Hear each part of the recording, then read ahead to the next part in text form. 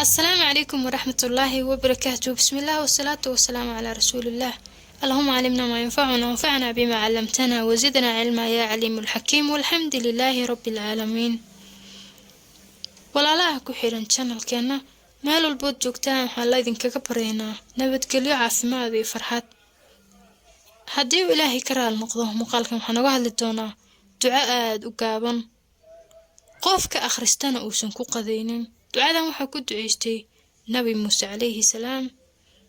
inta aan se guda gelin waxaa la idinka soo codsaday duco hooyo ka mid ah walaalaha channelka ku xiran kuna nool wadan ka mid ah wadamadan qurbaha ah ayaa duco idin soo weydiisatay.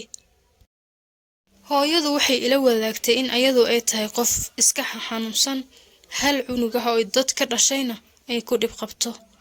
ilaahay waxaan uga baryaynaa in hooyadaas uu caafimaad taam ah siiyo, cunugeedana u hanuuniyo, jidka san u tuso, wixii waalid iyo walad ay kala mudnaayeenna inuu ilaahay waafajiyo oo uga dhigo mid baari ah oo isxaanfalo. waxaan ilaahay ku baryaynaa biasmaa'il xusnaa wa sifaatil culaa in hooyadaas uu caafimaad siiyo, cunugeedana u soo hadeeyo. waa dareemi karnaa hooyo hal cunuga dad ka dhashay iyadii xanuunsan, cunugiina walbahaar horle ugu hayo. waxaa hadalladeedii ka mid ahaa mararka qaar waxaan ilaahay ka baryaa haddii cunugan uu adduunyada khayr ku lahayn in uu meel u yeelo. hooyo halka cunugaha ay fiirsanaysay in ay meeshaas la gaarto waxaa sababay waan fahmi karnaa. ilaahay waxaan uga baryaynaa in cunugeedaas uu baari uga dhigo, arrimaheedana u hagaajiyo. ducada aan maanta baranayno waa duco qofka marka uu yaabo, marka uu culayska ugu daran dareemo, marka qofka ibni'aadanka ah uu rajo goyn karo ama uu quusan karo, haddii uu ku dhawaaqo rabbi uu albaab u furi doono. ducadan waa tala saarasho iyo isdhiibitaan heerkii ugu dambeeyey. waa qofkii oo aamina in awood iyo xeelad toona uusan lahayn uu wax ku qabsado ama uu isku badbaadiyo. waxay akhristay nabi muuse calayhi salaam markii ay dhinac walba ka soo eryadeen fircoon iyo ciidankiisii. dad nooc kasta leh, oo ilmo yar leh, oo waayeel leh, oo mid jiran leh, oo xaamilo leh, oo meel kale ku baxsadaan waayay oo badda soo abaaray. caqligeena cabirkiisa wuu diidayaa in bad lagu cararo, sababtoo ah badda ma ahan meel la dhex lugeyn karo ama meel lagu badbaadi karo. haddaad gashana ama lagu soo qaban ama iyadii baaba halis ah.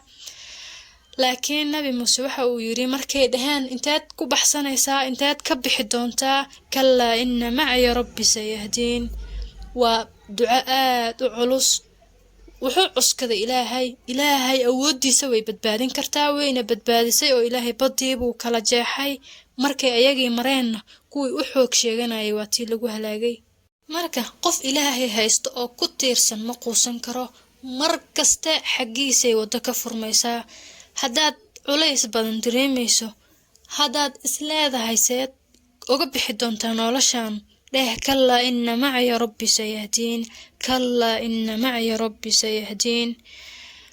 waa qofka mu'minka ah maladiisa ayadoo uusan arkin wax la samayn karo iyo wax option ha u furan, wuxuu og yahay in ilaahay xaggiisa uu xalka imaan doono.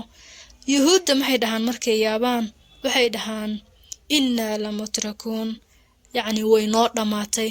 lama ogolo qofka mu'minka inuu isdhiibo oo uu dhaho markaan way adkaatay. mar ay adkaanaysa ma lahan, waxay ku jirtaa gacantii alleh. ina allaha calaa kulli shayin qadiir. ayado kala duwan ilaahay wuxuu nooga digay in aan quusanno, in qofka dhibaatooyinka iyo culaysyada haysta ay niyad jab ku abuuraan oo uu ismoodsiiyo in dhibtaan lagu jiri doono. wax kasta dhammaad bay leeyihiin. laa tay'asuu min rawxi illaahi innahu laa yay'asu min rawxi illaahi ila alqowmi alkaafiruun. waxaa kaloo ka mid ah qul lan yusiibanaa ilaa maa kataba allahu lana huwa mawlaana wa cala allahi falyatawakkal almu'minuun. alle mar walba wuxuu dadka farayaa in talada asaga loo dhiibto, in wixii ku dhaca lagu aqoonsado inuu asaga keenay, in qofka uusan moodin in waxaan ay joogto ahaan doonaan. marka qofka uu ilaahay tala saarto waxaa ku jira macnayaal aad u fara badan oo qofkaas wuxuu aaminayaa in uu ilaahay xal keeni doono. aaminaadaasna waa arrin yacni loo baahan yahay in la helo. haddii qofka uu aamino inuu ilaahay ku filan yahay, alle waxa uu yidhi ana cinda danni cabdii bih, anigu addoonkayga wuxuu iga malaysta ayaan u ahay. marka aayaddan waa aayad tala saarasho ah, waa aayad ilaahay uu wax aan macquul ahayn macquul uga dhigi doono. biidni illaahi alkariim, tawakkal cala alxayi alladii laa yamuut. ilaa mar walba wuxuuna baraa inaan isaga tala saarano, in arrimaheena aanan meel kale ka doonin. waxaan rajaynayaa qof kasta oo ku duceysto in rabbi uu u aqbalo, arrimihiisana ay hagaagi doonaan. waxaa la iskaga baahan yahay niyad wanaag iyo samir. wasalaamu calaykum waraxmatullaahi wabarakaatu.